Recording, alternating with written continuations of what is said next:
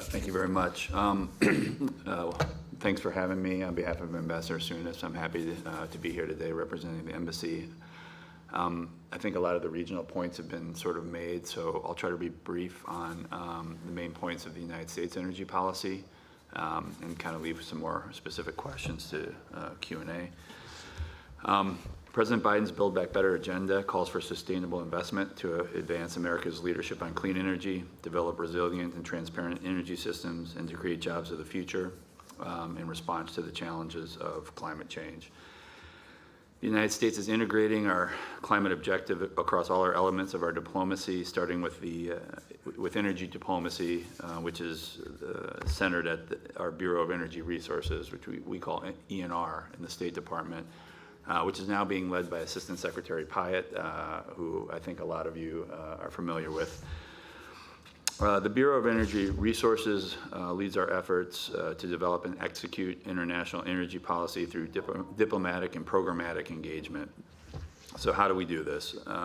We do this by supporting power sector decarbonization, resilience and access, promoting energy security, increasingly important emphasis on securing supply chains for energy critical mineral resources, where we believe the United States and others have fallen behind, implementing target energy sanctions, and then also advancing our collective goals in international multilateral energy organizations. I think it was mentioned previously, but to underline that our two main agendas, ensuring energy security and advancing energy transition, are not in conflict with each other. They're mutually reinforcing, and our view is that we have work to do on both simultaneously. Our global energy security is reinforced by the success of our energy transition, and our governments and companies are able to do two things at the same time. We believe we need to work together, as the United States has done over many decades, or at least has attempted to do, to build an international energy system in which we can advance our economies and deliver actual tangible results to our citizens. During the transition period, fossil fuels will remain a key part of the global energy mix. Still, the United States looks to use fossil resources more efficiently, including by capturing and storing greenhouse gas emissions from those resources. At the same time, we need to accelerate the transition to ensure long-term delivery of clean, affordable, and reliable energy. The part of the Build Back Better initiative culminated in the passing of the Inflation Reduction Act, which commits $370 billion over a 10-year period to support energy transformation, not only in the United States, but around the world. And so we want to work with key partners and allies in ensuring that this commitment of U.S. resources helps us build resilient, secure, and reliable supply chains. I think it's worth noting that we are implementing our policy vision in close contact with our European allies. It's happening at the presidential level and all levels below that. In general, there's an awful lot of agreement between us on how we work through these issues in the medium to long term. Obviously, there's a huge focus on the short term.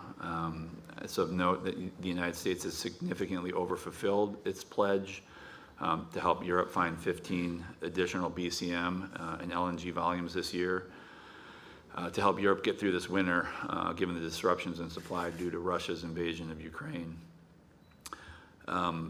And part of this energy transition has been the United States has increased in global supply of LNG. 2022 is going to be remembered, at least from our perspective as Americans, as the year when the United States became the largest LNG exporter in the world.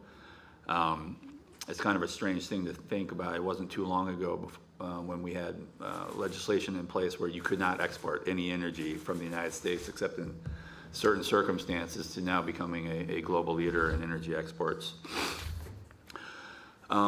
Still, it's clear from our vantage point that for Europe in particular, the greatest source of energy security is renewable energy, which does not depend on an unpredictable Russia right next door. Again, from our vantage point, if there is good news or a positive side effect of the war, I think decoupling between Europe and Russian energy supplies is real and now permanent. I don't think anybody in Europe will ever again suggest that Russia should be viewed as a reliable energy partner. And this dynamic has in turn incentivized Europe to accelerate its energy transition. And this is a place where Greece has shown itself to be a real leader. Speaking of Greece and more in particular, by virtue of its policy commitments, investment strategy, and simply by virtue of its geostrategic location, it's playing a key role in deleveraging Russia's ability to use energy across the region to manipulate political outcomes. In October, we celebrated the commencement of the IGB pipeline, which will transport LNG from the new FSRU in Alexandroupoli and hopefully enable it to supply Bulgaria, Romania, and beyond, eventually, potentially all the way to Ukraine.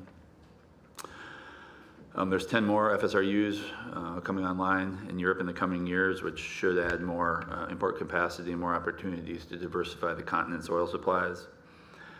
I think one last thing of note that is certainly on our policymakers' minds and is really relevant to Greece and actually to Europe, given Greece's outsized role in shipping, is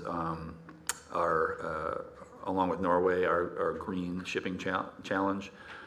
If shipping were a country, they'd be the 6th largest emitter. So we're working with ports, the private sector, and government to try to decarbonize international shipping. So I think I'll stop there. In short, that's a brief overview of the United States government's energy priorities and a bit on how they're being actualized in Greece. Thank you.